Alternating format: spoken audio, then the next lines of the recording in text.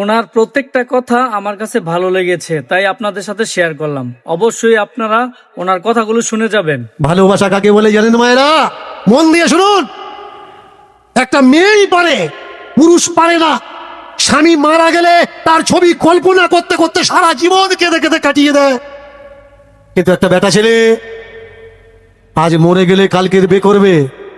যদি জিজ্ঞাসা করলে হ্যাঁ বে করেছিস কেন, ছেলে মেয়ে কটা, ওদের মুখের দিকে তাকানো যায় না। বাহ!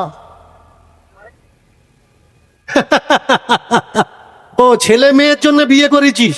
হ্যাঁ রে ভাই, আমার জন্য বিয়ে করে আমাদের তো হয়ে গেছে। ছেলে মেয়ের জন্য বিয়ে করেছি, তাহলে ও রাত্রিতে ঘুমায় কার কাছে?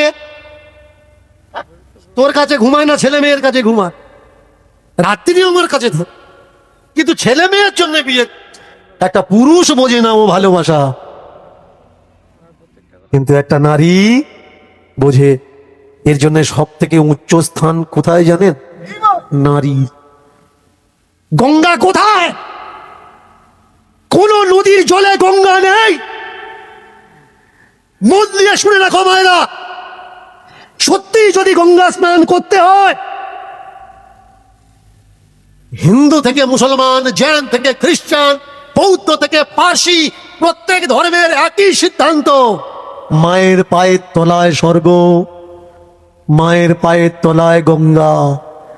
ত্রিজগৎ মায়ের পায়। এতক্ষণ আমাদের সাথে থেকে আপনি ওনার কথাগুলো শুনেছেন, আপনাকে অসংখ্য ধন্যবাদ।